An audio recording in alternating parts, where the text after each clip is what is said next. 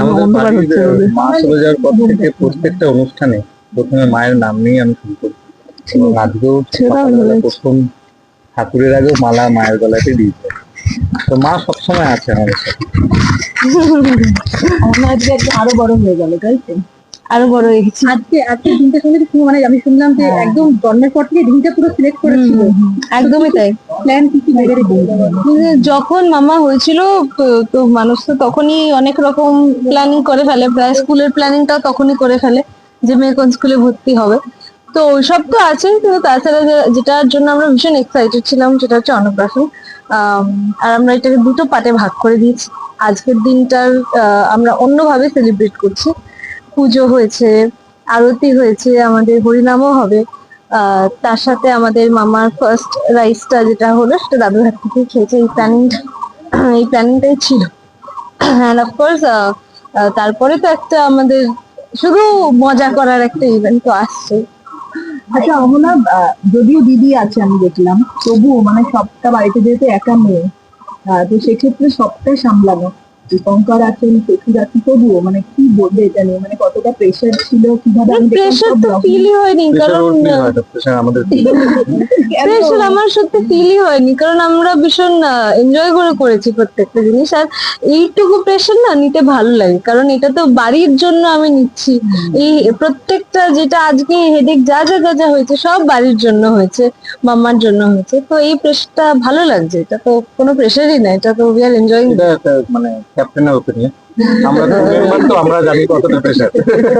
আচ্ছা দীপঙ্করের কাছে একটা প্রশ্ন, অহনার প্রতিটা ধাপ তুমি দেখেছো, গার্লফ্রেন্ড, বউ, মা, এখন সুপার মা, তাই তো?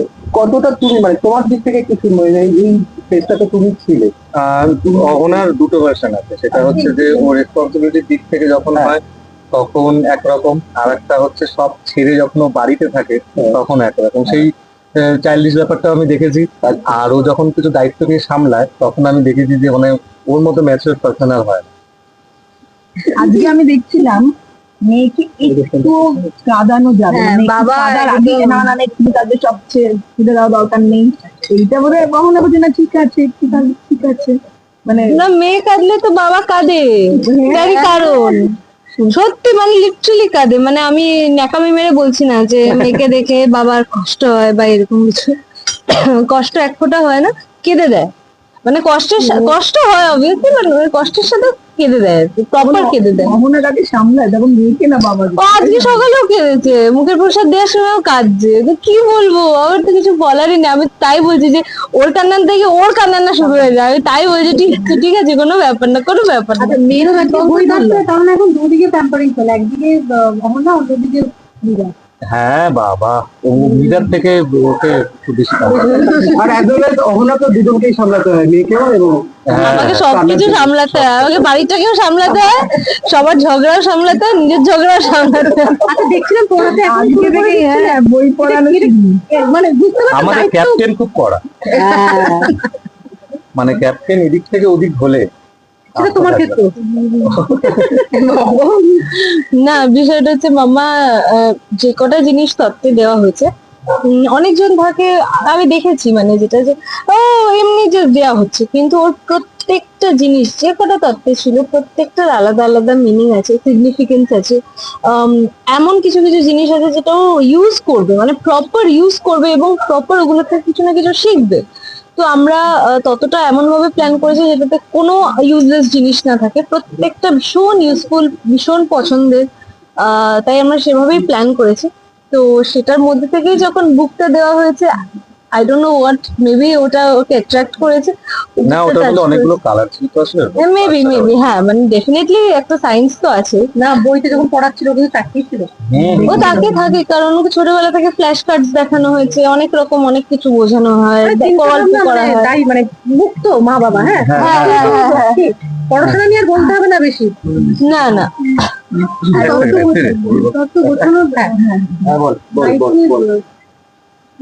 তত্ত্ব গোছানো, তত্ত্ব সবাই মিলে গুছিয়েছি। জামাটার যেটা পরিয়েছিল লেখা ছিল, ওটা কার আইডিয়া ছিল? অ্যাকচুয়ালি আমার ভীষণ ইচ্ছে ছিল যে আমি কাস্টমাইজ করব, কারণ এটা তো একটা স্পেশাল ডে, তো আমি কিছু কিনতে চাইনি।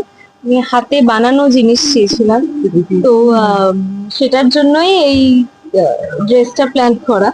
এবং একজন লিটারালি আটখানা বলে একটা পেজ আছে, সেই আটখানা থেকে ওরা প্রপার এটাকে হাতে লিখে প্রত্যেকটা জিনিস ওরা নিজে হাতে করেছে। ইনফ্যাক্ট একটা মিরার ছবিও এঁকেছে, একটা বেবি পিকচার এখানে, তো পুরোটাই ওরা হাতে করেছে। না আমি একটু কুলোটা আছে এখানে, কুলোটা একটু দেখাই। এটা কিন্তু অ্যাকচুয়ালি ছবি দেখেই আঁকা। ও আচ্ছা। পিঙ্ক কালারের একটা পুরো পিঙ্ক কালারের নিচে নিয়ে হ্যাঁ। whatever, ওটা মানে তোমাদের ভিডিওতে তো এসছে, ওই কুলোটাও ওর পিকচার মানে কিছু দেখেই কিছু করা। জিনিস কাস্টমাইজ করা হয়েছে। অনেক কিছু হ্যাঁ, হ্যাঁ। মেনুটা যখন হবে তখনই করেছে নিজের হাতে। আজকে নিরামিষ মেনু, আজকে আছে হচ্ছে ভেজিটেবল চপ। না না, ওদের মেনু না, যেটা মাম্মা খেয়েছে। ও মিরার মেনুটা ও বলতে পারবে, আমি বলতে পারবো না। এই যে এই দেখ, এটা অ্যাকচুয়ালি মুখ দেখে আঁকা, এটা দেখতে ওর মতো। হ্যাঁ, ওর মেনুতে পনিরের তরকারি ছিল, ধোকার ডালনা ছিল, ডাল ছিল, 5 রকম ভাজা ছিল, শাক ছিল, চাটনি, পাঁপড়, এবং যেটা আমি মেন ভীষণ ইচ্ছা ছিল করার, সেটা হচ্ছে গুড়ের পায়েস। মানে আমি একদম গুড়ের পায়েসই করেছি কালকে রাতে। তো গুড়ের পায়েস ছিল, ফ্রাইড রাইস ছিল, পোলাও ছিল। বিরিয়ানিটা কবে খাওয়ানো হবে আমি শুনছি। ও বাবা তো বিরিয়ানির জন্য পাগলের মতো করছে, কবে বিরিয়ানিটা খাও। কালকে রাতে খেয়ে নিয়েছি একদম। বাবা কি এরকম শান্ত হয়ে গেছে এখন? বাবা শান্তই ছিল, বাবা দুরন্ত খুব একটা ছিল। একটু মডিফাইড ভার্সনে জিজ্ঞেস করি, ঘরে তো এখন দুটো লক্ষ্মী, হুম। তো তুমি কখন প্যাঁচা হও নাকি বিষ্ণু হও? আমি প্রথম থেকেই পেঁচা, মেয়ে আরো পেঁচা করে দিচ্ছে। তুমি জাগছো, দেখছি তো আমরা সেটা ভিডিও। না ও জাগে আমিও জাগি, বেশি বাড়াবাড়ি বলে মার খেতে চাই। তা না, তাছাড়া মেয়েও খুব লক্ষ্মী, নিজেও রাতে ঘুমায়, আমাকে ঘুমাতেও দেয়। খুব ভালো। Thank you so much.